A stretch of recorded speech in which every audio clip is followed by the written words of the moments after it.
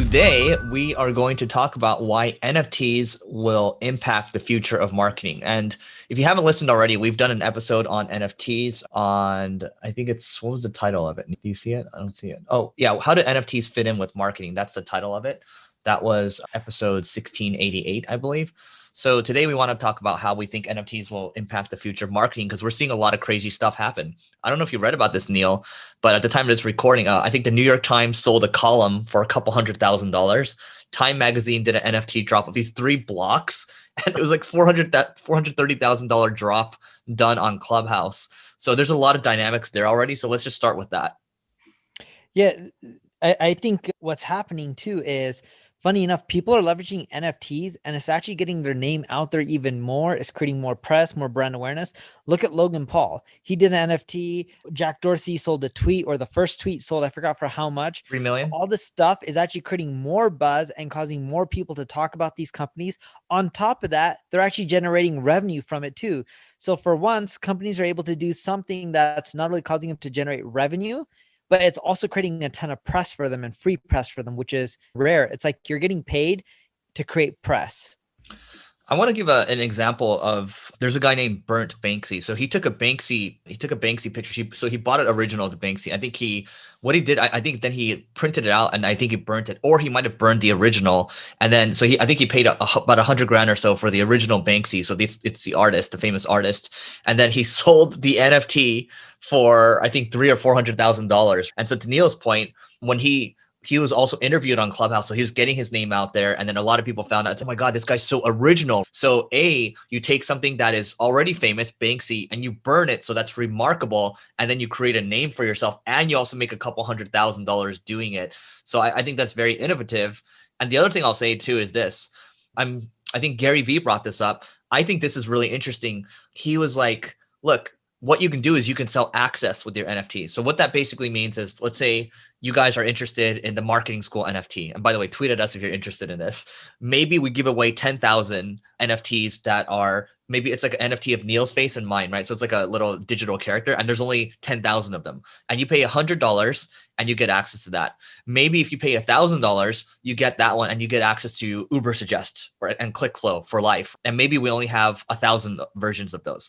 You go all the way to one, maybe there's only 10 of these available where you get to hang out with Neil and I for a day. We'll talk through strategies for your business. You end up paying, let's say, $50,000 or something like that. You get all the stuff I mentioned, plus you get some access and you can text Neil and I whenever you want. The point here is now with NFTs, you can combine access. It's no different than like when you're selling a bundle of something like in the digital marketing world. So I think people can innovate with NFTs and sell actual scarce versions of things and recoup their costs. Just like with this book I have next to me, if you can see the video right now, I can do an NFT of the book, give away a bunch of them, sell it for $20 and give them the book at the same time. And they can later recoup their costs if they want. And they'll probably get back more than $20 by selling the NFT because it's scarce and it's tracked on the blockchain.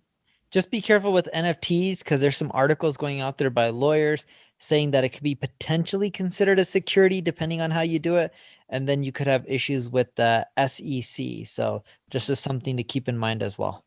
Yeah, I think there's a lot of studying to be done. So I'm going to give you guys some resources here. If you go to, so one website is OpenSea. OpenSea.io is one of the biggest NFT websites out there. There's also CryptoSlam.io. That's SLAM. So if you go to CryptoSlam.io, you can see how these NFTs are doing, how they're trending up and down. And there's a bunch of other stuff there. And the final thing I'll add around this one is Mark Cuban's website, blogmaverick.com. He's actually talking about NFTs. So he started blogging again because he's so excited about this stuff. Point being, we're still in the very early stages of this right now. There's a lot of creative things you can do with it. And Neil and I just wanted to plant the seed. And we do think NFTs are here to stay. And there's going to be some cool things you can do. And be careful too. I think we're going to see a lot of scams and a lot of people losing money as well. I do believe that we're in a bubble right now. Neil, what do you think? I definitely think so too. It doesn't mean NFTs aren't here to stay. Again, like Eric mentioned, it's more so that you're going to see a lot of crap, a lot of people trying to get rich quick. And then within a year, you're going to see a lot of the duds go away and the legitimate stuff stick around. So the final thing is this, right? Like I mentioned the key word a couple of times. What we're looking for is scarcity, because if you're trying to buy the Mona Lisa where you're paying a couple $100 million for it or whatever it's worth, you're buying it because it's the original version and you want to be able to verify that it's the original. It doesn't matter if Neil paints you a Mona Lisa and it looks almost identical. What matters is the scarcity, being able to track it and all that. And you can do this now with the Ethereum blockchain or any of these other blockchains. I think Wax is another one. So start doing your research on it. I think maybe a year to two, we'll see things taper down and we'll see the craziness go away. And speaking of scarcity, the reason why these crypto punks, which is the first NFTs, why they're selling for, I think the floor right now is about $38,000. It's these pixelated images of different characters. And I think there's only 10,000 versions of them. And I think the highest version sells for a couple $1,000,000.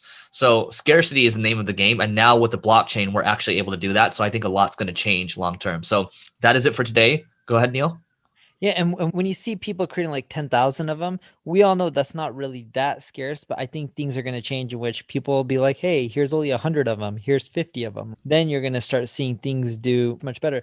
Just like with art in real life, when there's 10,000 of some sort of painting, it's not that valuable versus if there's only 2 Mona Lisas or 3 Mona Lisas out there.